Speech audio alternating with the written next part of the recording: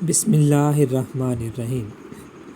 جماعت احمدیہ جرمنی کے فلاحی ادارے النصرت کی سالانہ تقریب۔ جماعت احمدیہ جرمنی نے النصرت کے نام سے ایک سماجی فلاحی ادارے کی بنیاد مؤرخہ 23 دسمبر 2018 عیسوی کو رکھی اور جس کا نام امیر المومنین حضرت خلیفۃ المسیح الخامس ایدہ اللہ تعالیٰ بنصرہ العزیز نے عطا فرمایا۔ 2019 عیسوی میں اس کا دستور اساسی تیار کر کے رجسٹریشن کی عدالتی کارروائی مکمل کی گئی۔ یہ ادارہ وقت کے ساتھ ساتھ جرمنی بھر میں متعارف ہو رہا ہے اور اس کے کام کا دائرہ وسیع تر ہوتا چلا جا رہا ہے۔ النصرت نے کام کی تقسیم میں کار کو 3 گروپس میں تقسیم کر رکھا ہے۔ سوشل ورک میں معذور افراد کی مدد، بوڑھے افراد کے کام آنا، نسل پرستی کے شکار لوگوں کو مدد فراہم کرنا، مقروض لوگوں کو قانونی آگاہی دینا، نوجوانوں کے مسائل پر ان کی مدد کرنا۔ دوسرا گروپ اکیڈیمک رہنمائی مہیا کرتا ہے جس کے تحت ورکشاپ، سیمینار، جرمن زبان سیکھنے کے لیے کلاسز کا اجرا اور بچوں کو تعلیمی مدد فراہم کی جاتی ہے۔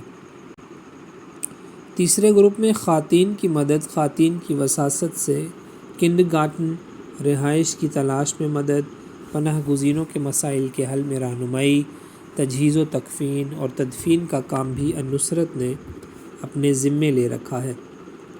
ان تمام کاموں سے چند ابتدائی مراحل پر ہیں اور چند روز کے کام کے معمول کا حصہ ہیں جن کی تفصیل سالانہ رپورٹ پر مشتمل باتصویر مجلے میں ملاحظہ کی جا سکتی ہے۔ یہ مجلہ 11 اکتوبر کو النصرت کی سالانہ تقریب پر تمام شرکاء کو مہیا کیا گیا تھا۔ اس تقریب کا اصل مقصد فلاحی کاموں پر خرچ ہونے والی رقم کے لیے مددگار تلاش کرنا ہے، جس کے لیے جرمنی کے مختلف شہروں سے 100 مخیر حضرات کو مدعو کیا گیا۔ تقریب کا آغاز 6:30 بجے شام تلاوت قرآن کریم سے ہوا۔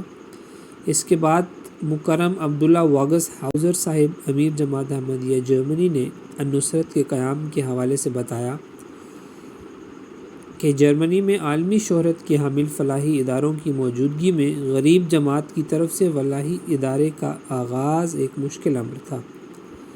جرمنی میں کام کرنے والے فلاحی اداروں سے لاکھوں لوگوں کا روزگار وابستہ ہے۔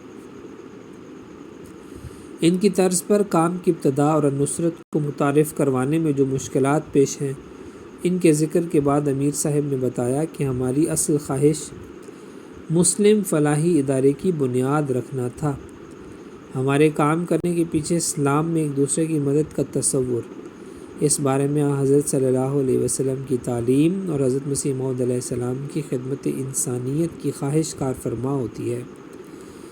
ہمارا ہدف عالمی معیار ہی ہے جس کے لیے ہم نے مسلسل محنت کرنی ہے۔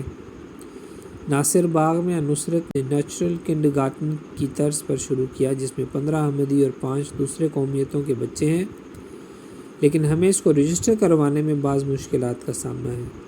اندرون و بیرون ملک تدفین سے متعلق امور پر النصرت کو کافی مہارت حاصل ہو چکی ہے۔ بعض پروجیکٹ النصرت شروع کرنا چاہتی ہے لیکن مستقل آمد کے بغیر ان پروجیکٹ کا کامیاب ہونا مشکل ہے۔ النصرت کے چیئرمین مکرم فیضان نجات صاحب نے بتایا کہ آج یہ تیسرا سالانہ ڈنر ہے جس کا مقصد عطیہ جات اکٹھے کرنا ہے۔ اس موقع پر آپ نے مستقبل کی پلاننگ کا بھی ذکر کیا اور النصرت کو زیادہ سے زیادہ متعارف کرانے کی درخواست کی۔ النصرت کو میدان عمل میں کام کرنے کے دوران جن دشواریوں کا سامنا کرنا پڑ رہا ہے اس کا ذکر مکرم سمیع اللہ صاحب نے اپنی تقریر میں کیا۔ 7 اکتوبر کے بعد جرمن اتھارٹیز اور اداروں کو یقین دلانا پڑ رہا ہے کہ النصرت کا حماس یا کسی بھی فلسطینی تنظیم سے کوئی تعلق نہیں۔ اس کے بعد حاضرین کو النصرت کی کارکردگی سے متعلق ویڈیو دکھائی گئی جس کی ساتھ ساتھ وضاحت کی جاتی رہی۔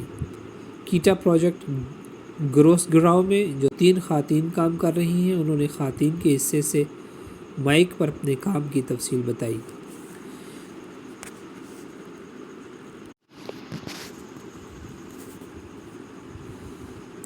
اس کے بعد مخیر حضرات نے اپنی طرف سے النصرت کے لیے چندے کے چیک مکرم امیر صاحب جرمنی کو پیش کیے جن میں 500 یوروز سے 10,000 یوروز تک چندہ دینے کی سعادت حاصل کرنے والے احباب شامل تھے۔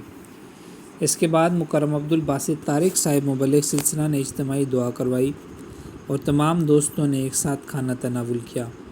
9 بجے نماز مغرب و عشاء کی ادائیگی کے ساتھ یہ تقریب اپنے اختتام کو پہنچی۔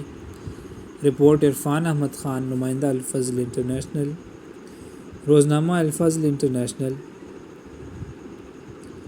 سوموار 4 نومبر 2024 عیسوی، صفحہ نمبر 8۔